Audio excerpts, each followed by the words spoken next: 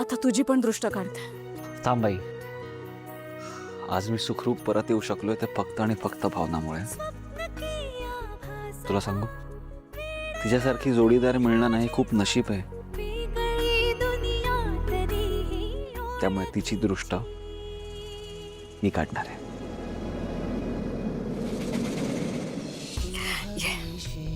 मला तू हवीशी, आज कळले तुला तू हवीशी. माझ्या धाडसी शूर समजूतदार बायकोला आणि आमच्या बाळाला कोणाचीही दृष्ट लागू देऊ नको.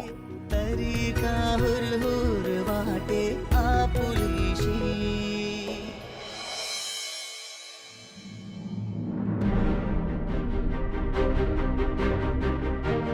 नीलांबरी वहिनी पण फोन उचलत नाही. सिंचना, थांब. काय करतेस तू? उगाच रागाच्या भरात कुणाला तरी फोन करून ना गोंधळ घालू नकोस. काय करणार आहेस ते आधी सांग मला. अधिराज दादाला फोन लावते वहिनी, तुम्ही थांबा जरा. पण खरं कारण हे आहे की बहिणी, तुम्हालाच ते बाळ नको होतं. त्याच दिवशी त्या स्वतः जाऊन त्यांनी अबॉर्शन केलं होतं. कारण ते बाळ अधिराज दादाचं नव्हतं. काही दिवसांपूर्वी आपण जे हेलिकॉप्टरमध्ये गेलो होतो, ज्या हेलिकॉप्टरचा क्रॅश झाला होता, तो क्रॅश नीलांबरी बहिणींनी घडवून आणला होता.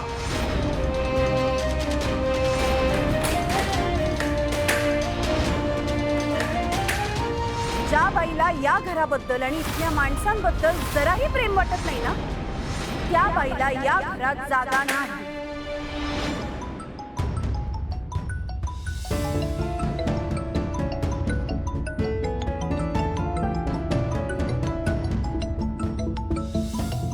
सिंचनाचा फोन.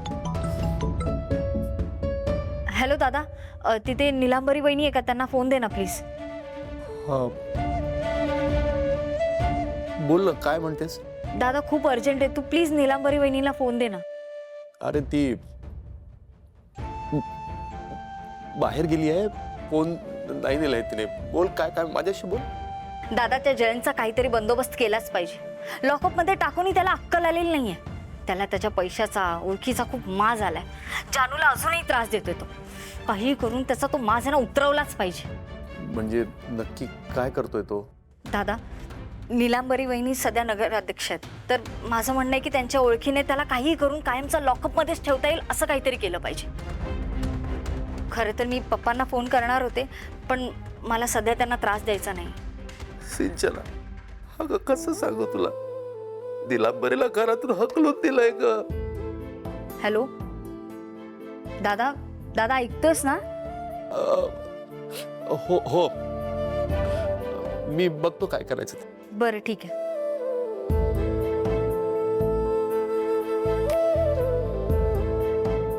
बहिणी, नीलांबरी वहिनीला जे काय करायचं ते ती करेलच, पण सध्या जानू जयंतच्या विचारांमधून कशी बाहेर येईल, तिला छान कसं वाटेल ह्याचा आपण विचार करायला हवा.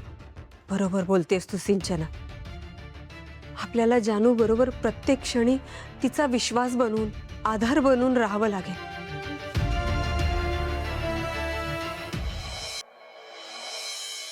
खरं तर नीलांबरी वहिनी ज्या वागल्यात ना, त्यांना खरं तर आधीच आपण घराबाहेर हाकलून द्यायला पाहिजे होतं.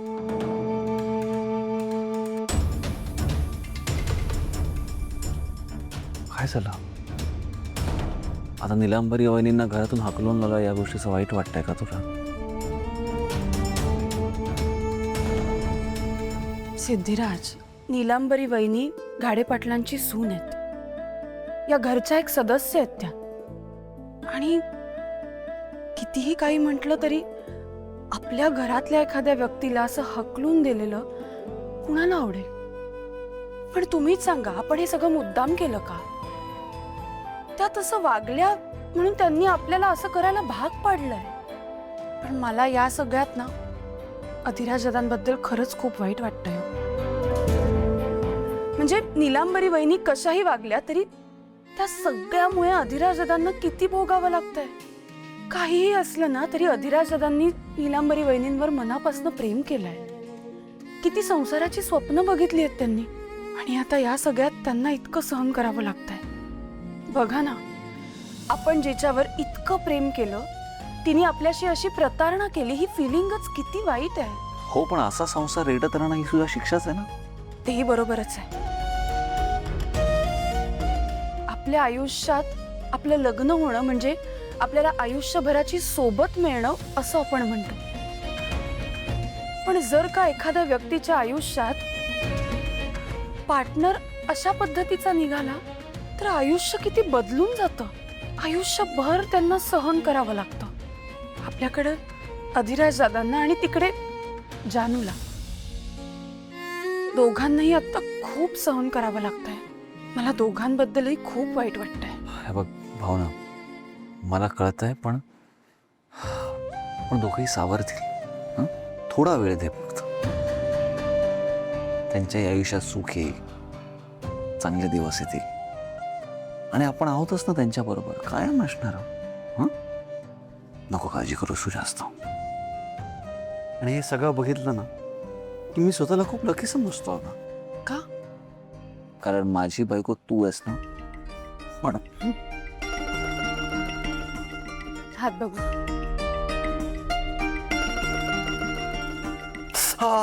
सॉरी सॉरी सॉरी, खूप दुखलं का? आता बरं वाटतंय. बघू. सॉरी.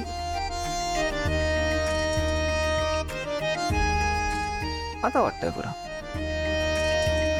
इकडे पण लागलंय ना? क्या बात आहे, फर्स्ट क्लास वाटतंय आता. काय हो, इतका त्रास होतोय तुम्हाला सिद्धिराज, तरी ह्या सगळ्यात तुम्हाला हे असं सगळं सुचतंय? काय करू मग, माझी बायको आहेच नाही इतकी गोड, मग तिला हसवण्यासाठी अशी गंमत सुचते. गप्पा पुरे झाले आता. खूप त्रास होतोय तुम्हाला, जरा आराम करा. त्याआधी एक महत्वाचं काम करायचं. काम? कसलं काम? तुझे पाय बघू. हा? पाय बघू, ये इकडे. अहो काय सिद्धिराज? अगं बघू, तू बस इकडे. अहो काय चाल? सावकाश बस, मी सांगतोय ते कर फक्त. थांबा जरा. हो, सावकाश. दे, मोकळे कर. अहो मोकळे कर ना पाय. काय, कशासाठी? कशासाठी म्हणजे काय? हा, तू माझ्यासाठी स्वतःचा जीव धोक्यात घालू शकतेस, मी साधा पाय नाही चिपू शकत.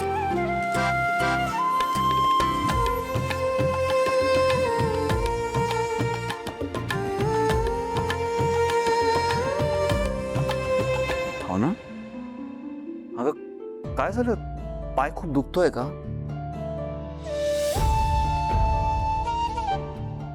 डोळ्यात पाणी काय तुझ्या?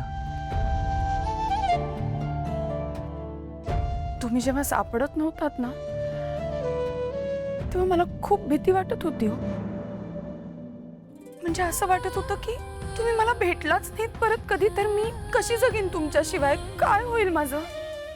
असे सगळे वाईट वाईट विचार मनात येत होते. पण मी स्वतःला धीर दिला आणि सांगितलं, तुम्ही सुखरूप आहात, तुम्हाला काही होणार नाही आणि मी तुम्हाला नक्की शोधून काढेन. मग मी स्वतःला सावरलं आणि तुम्हाला शोधत राहिले. पण माझी खात्री होती की माझी बायको मला नक्की शोधून काढेल. पण आत्ताच सांगते हा मी तुम्हाला, इथून पुढे जर का तुम्ही मला न सांगता कुठे गेलात ना, तर बघाच, मी खरंच रुसून बसणार तुमच्यावर. नाही जाणार, तुला कधीच सोडून नाही जाणार. खरं सांगू, तिथे असताना कितीही मनाला आधार दिला ना, तरी दुसरं काही सुचतच नव्हतं मला. सतत तुझी आणि आपल्या बाळाची काळजी वाटत होती. तुमच्या दोघांसाठी घरी जायचं इतकंच मनाला सांगत होतो. त्याची मुरड्याला बघायचं होतं, त्याला हातात घ्यायचं होतं, त्याचा पहिला स्पर्श अनुभवायचा होता. बोबड्या भाषेत त्याच्याशी गप्पा मारायच्या होत्या. त्याला मी सांगणार आहे की तुझी आई किती शूर आणि धाडसी आहे, पण प्रेम कसं करावं, नाती कशी निभावावी, हे सुद्धा त्याने त्याच्या आईकडूनच शिकावं. कारण त्याची आई जगातली बेस्ट आई आहे.